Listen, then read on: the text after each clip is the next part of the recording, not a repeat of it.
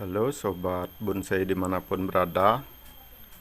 Pada video kali ini saya akan berbagi informasi tentang teknik membuat cabang bonsai ngepen tanpa melalui tahapan pemangkasan cabang utamanya, teman-teman. Itulah yang akan saya bagikan pada video kali ini. Tapi bukan bermaksud untuk menggurui ya, hanya untuk berbagi pengalaman yang pernah saya terapkan untuk menangani bahan bonsai. Oke, sebelum lanjut ke tekniknya, saya akan pruning dulu daun-daunnya agar nanti saya mudah menunjukkan bagaimana teknik ngelos percabangan atau membuat percabangan bonsai yang rucut atau ngepen tanpa melalui tahapan pemotongan seperti biasanya. Oke, kita pruning dulu daunnya. Nah, kalau kita mempruning bahan bonsai Hokianti, kalau kita tidak membutuhkan tumbuh tunas baru di sini, kita bisa mempruningnya dengan cara begini, teman-teman. Kita bisa tarik.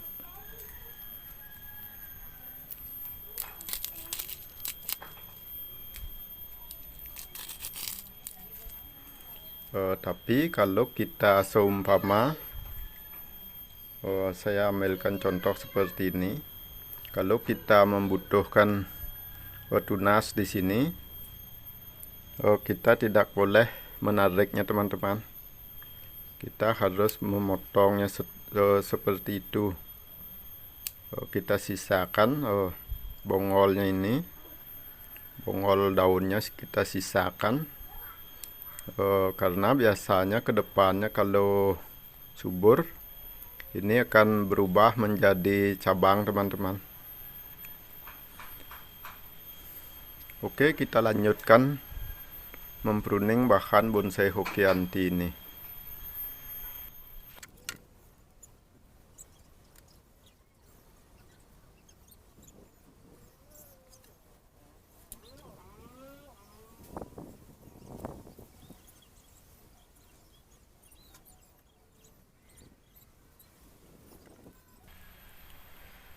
Nah, sedangkan di daerah seperti ini, saya masih menghendaki ada pertumbuhan tunas sebagai perpecahan anak cabang ataupun ranting. Saya mempruningnya dengan cara begini, teman-teman. Beda halnya pemruningan yang saya lakukan seperti di ujungnya, tidak seperti di ujungnya. Karena kalau kita tarik ini biasanya tunas-tunas titik tunasnya maksud saya akan rusak, teman-teman. Oke, untuk proses pemruningannya akan saya percepat, teman-teman.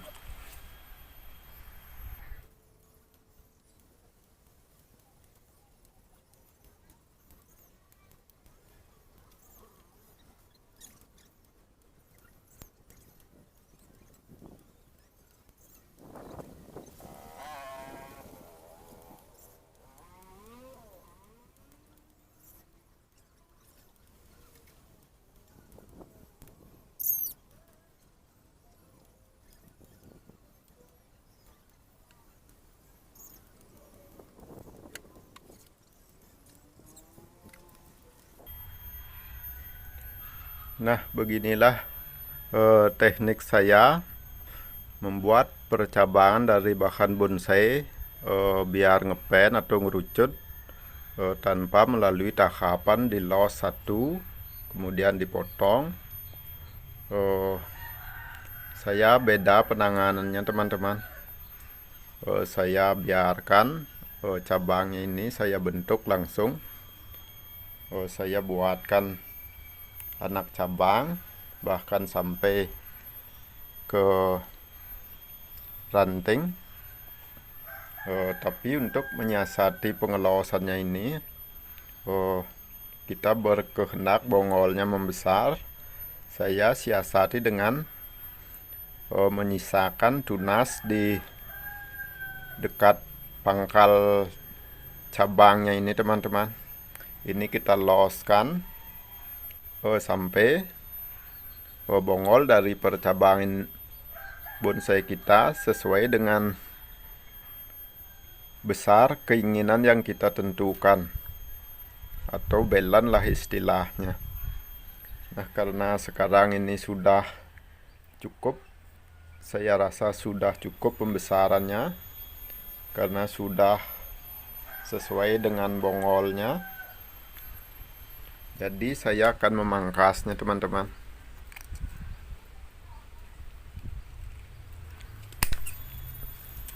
Nah, teman-teman bisa lihat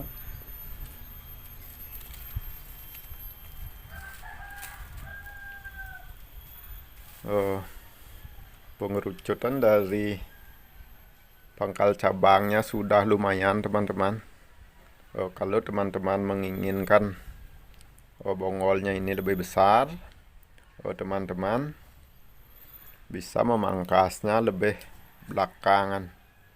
Demikian pula untuk bongolnya ini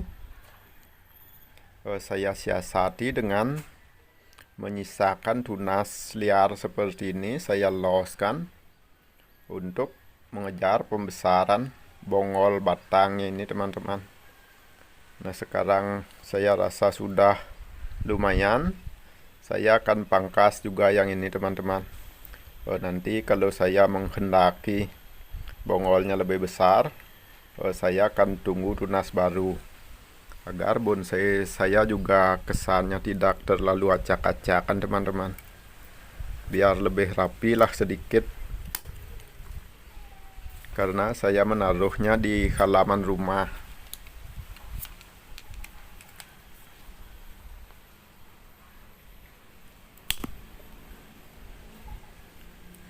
Kalau kita masih menghendaki bongolnya lebih besar, untuk yang ini jangan terlalu dirapikan teman-teman, agar mau lagi tumbuh tunas baru. Kalau kita terlalu merapikan, biasanya susah menemukan tunas baru teman-teman. Nah, ini juga untuk di belakangnya saya menggunakan teknik yang sama untuk membuat pengerucutan dari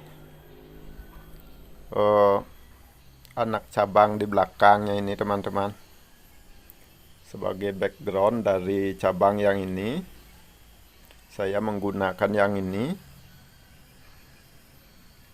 Sekarang teman-teman bisa lihat pengerucutannya seberapa efektif. Nah, teman-teman bisa lihat sendiri di sini pertumbuhannya sangat kecil, dini. Di sini maksud saya besar sekali teman-teman. Sebenarnya sudah kurang belan karena ini terlambat pengontrolan.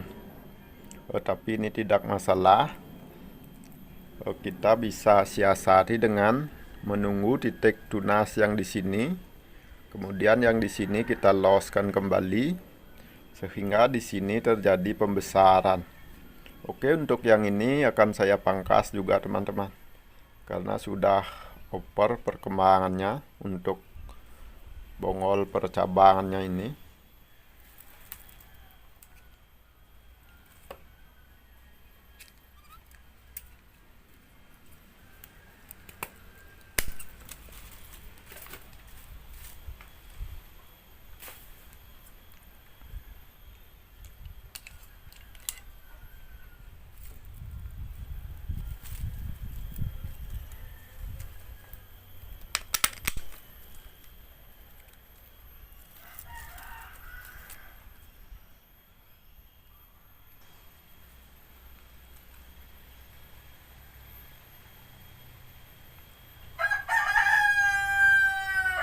Kita jangan lupa ngasih salep kambium teman-teman.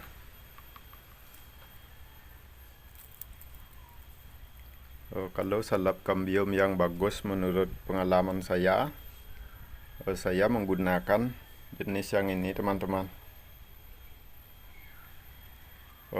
bekasnya natural kelihatannya.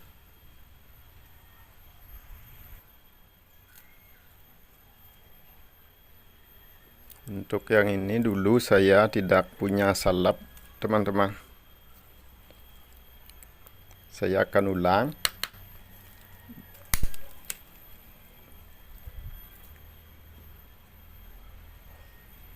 Saya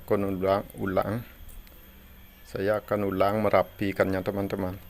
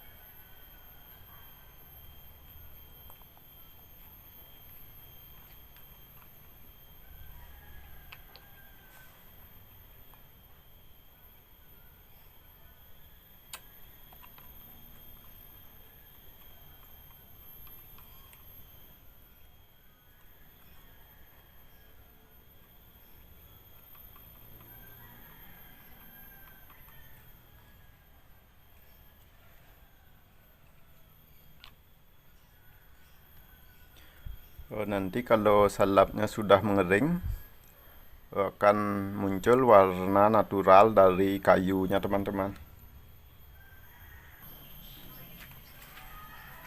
Nah, inilah hasilnya setelah dipruning dan dibuka kawatnya. Sekarang saya akan melakukan pergantian media.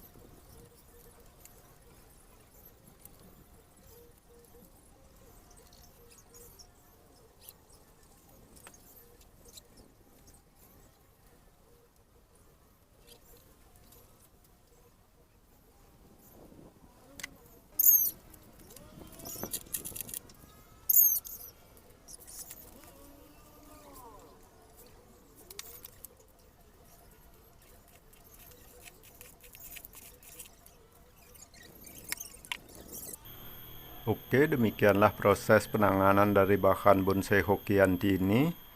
Semoga ada manfaatnya buat teman-teman semua. Sampai jumpa di video selanjutnya.